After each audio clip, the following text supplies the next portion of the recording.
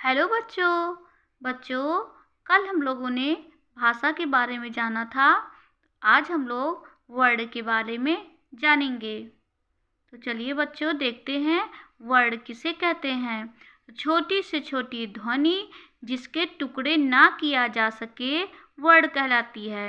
जैसे आ, ई, उ, री, ये सब क्या है? वर्ड है। क, ख, ग, घ, अंगा। ओके बच्चों, ये सब वर्ड हैं। अब देखते हैं वर्णमाला किसे कहते हैं। तो देखिए, वर्णमाला में वर्ड शब्द आया ना, तो जब सभी वर्ड का क्रम से लिखा गया समूह वर्णमाला कहलाता है। कि इन्हीं वर्ड को जब क्रम से लिखा गया है तो उसे वर्णमाला कहा गया है।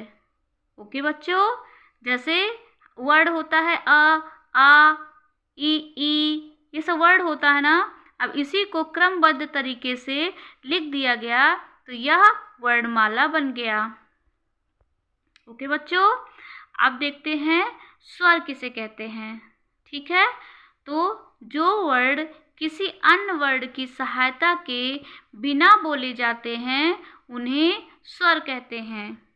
ओके बच्चों, जो वर्ड किसी अन्य वर्ड की सहायता के बिना बोले जाते हैं उन्हें क्या कहते हैं? स्वर कहते हैं। तो हिंदी में 11 स्वर होते हैं।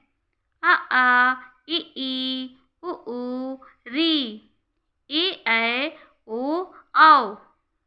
ये क्या है? ये स्वर हैं। अब देखिए, स्वर के भी प्रकार होते हैं। तो स्वर के कितने प्रकार हैं? स्वर के 3 प्रकार हैं। पहला है ह्रस्व स्वर, दूसरा है दीर्घ स्वर, तीसरा है प्लुत स्वर। अब देखिए, ह्रस्व स्वर किसे कहते हैं? जिन शब्दों के उच्चारण में कम से कम समय लगता है उन्हें ह्रस्व स्वर कहते हैं। ये संख्या में 4 होते हैं। छोटा आ, छोटी ई, छोटा ऊ, री। ये सब में कम समय लगता है। अब देखिए, दीर्घ स्वर। दीर्घ स्वर किसे कहते हैं? जिन शब्दों के उच्चारण में अधिक समय लगता है उसे दीर्घ स्वर कहते हैं। जैसे कि ह्रस्व स्वर से दुगना समय लगे। जैसे हम लोग छोटा आ पढ़ते हैं, फिर बड़ा आ, तो उसमें दुगना समय लगता है बड़ा आ पढ़ने में, तो उसे दीर्घ स्वर कहेंगे। ये संख्या में 7 होते हैं।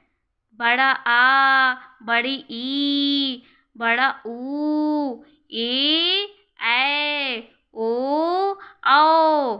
ये लंबे समय तक चल रहा है ना, तो इसे दीर्घ स्वर कहेंगे। अगला है प्लुत स्वर। तो प्लुत स्वर किसे कहते हैं? जो ह्रस्व स्वर के मुकाबले जिसमें 3 गुना समय लगे। ठीक है, जैसे हे राम, लंबा चला ना, ये सबसे लंबा चला, तो ह्रस्व स्वर के मुकाबले ये तिगुना समय ले रहा है। ओम, तो ये प्लुत स्वर कहलाएंगे। ओके बच्चों, अगर आपको मेरा वीडियो अच्छा लगा तो प्लीज़ लाइक, शेयर, सब्सक्राइब करें। बाय बच्चों।